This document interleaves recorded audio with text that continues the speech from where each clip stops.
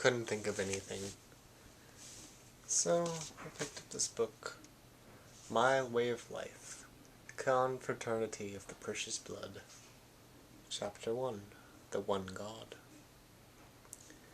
The road that stretches before the feet of a man is a challenge to his heart long before it tests the strength of his legs. Our destiny is to run to the edge of the world and beyond, off into the darkness, sure for all of our blindness, secure for all of our helplessness, strong for all of our weakness, gaily in the love and the pressure, for all the pressure in our hearts. And that darkness beyond the world, we can begin to know the world and ourselves, though we see through the eyes of another. We begin to understand that man was not made to pace out his life behind the prison walls of nature, but to walk into the arms of God on a road that nature could never build. Life must be lived, even by those who cannot find the courage to face it. And living of it, every mind must meet the rebuff of mystery.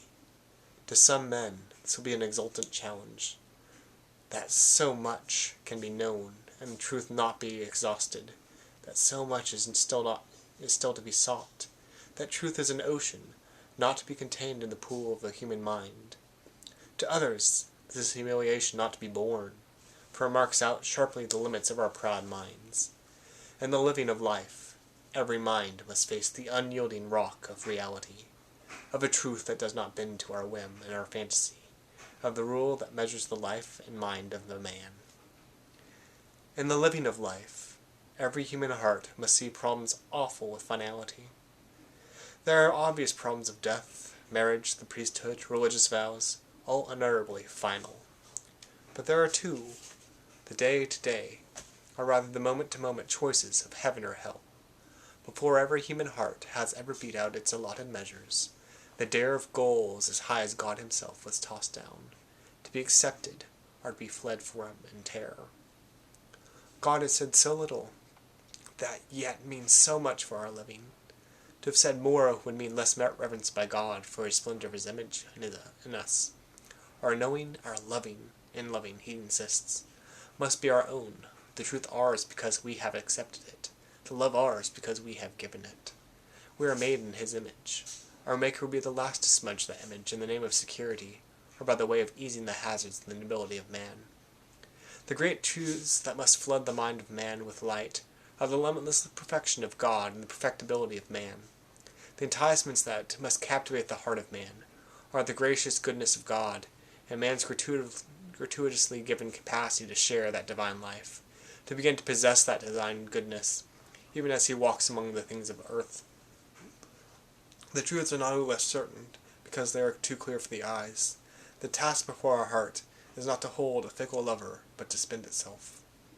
Without these truths, and the others that fill out the pattern of a man's days, we are underfed weaklings, starving waifs, paralyzed in our living, not only by the lack of strength, but even more by the lack of light. To live, a man must move by the steps of his heart, and how can he move until he can see and be drawn by the beauty of goodness and truth? No man can get such wisdom of himself in the time to begin living his life, or indeed in the time to end it. Wisdom must be given to him, for it belongs to God. He can have this wisdom that must be had, but not through the stumbling steps of his own reasoning. He can have it if he will take it from his Maker.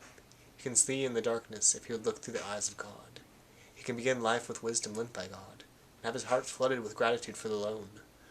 Or he can prefer the false light of the illusion that tells him that he is self-sufficient, and die before he ever begins to live.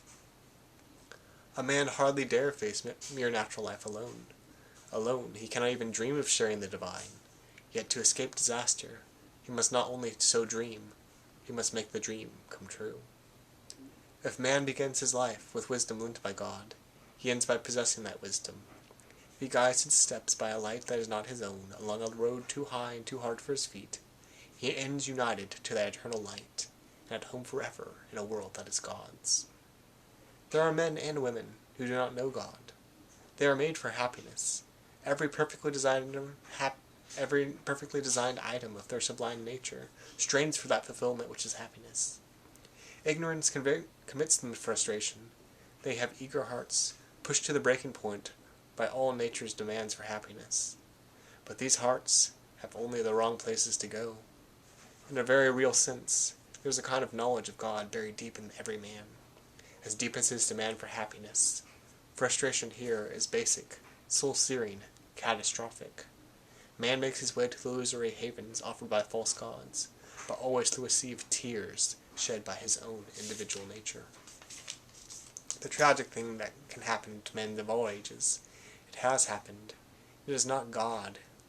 Yet it is not that God is so far from us, since in him we live, move, and have our being. Nor is it that the living God is so deeply hidden from the minds of men. The world's a mirror flashing back different facets of divine beauty, and all that is, by that very existence, shouts aloud God's name. He who is. Of course, there is no adequate picture of the God who is, of he who is, or no adequate picture of God to catch the eyes of man and hold them spellbound. It would be less impossible to expect to hold the world in the embrace of our arms than to encompass the divine perfection in the thimble capacity allotted to each creature. Yet the little that we can see of the infinite perfection of God is an entrancing picture. To escape it, one must glue his eyes to something close, tangible, and blinding. The infatuated see little of anything, and even less of God. Ordinarily it takes time, effort, and a kind of violence to become so fatuous.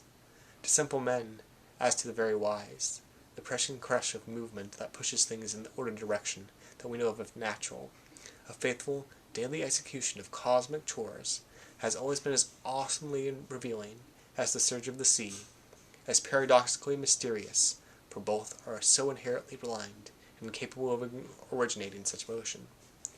Only an adult who has lost the clear vision of childhood begins to think of his acts and of himself as self-sufficient, entirely his own, springing from nowhere, in contradiction to the history's short record of the ages of activity.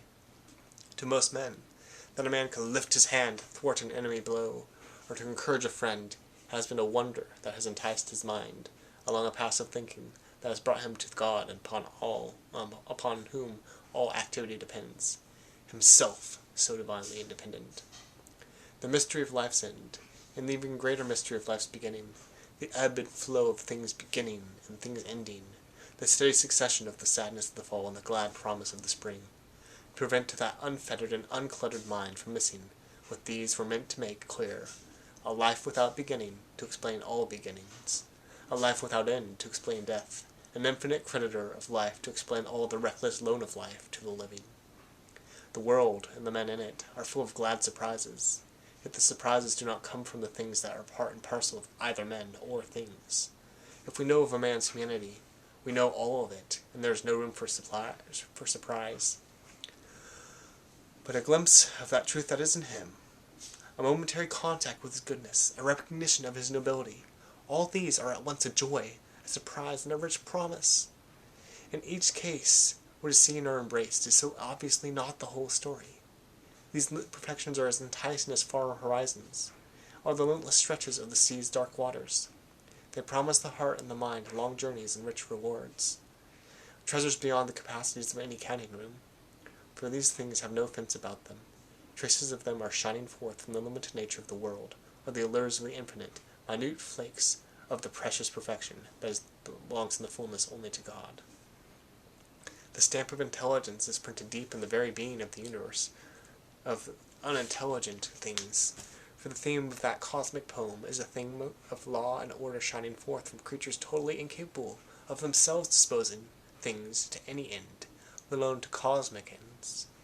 Whether we look at the harmony of the universe, or see order written in the capital letters of unvarying procedure and effective subordination, or in the mute organization of microscopic details in the leaf of a tree, the ear of an animal, or the eye of a man, there is that same clear evidence of a gigantic and infinite intelligence. We have been given a share in that intelligence, who might read the poem that only an infinite intelligence could have written, though of course the full beauty and the meaning of that is reserved to the mind who wrote it.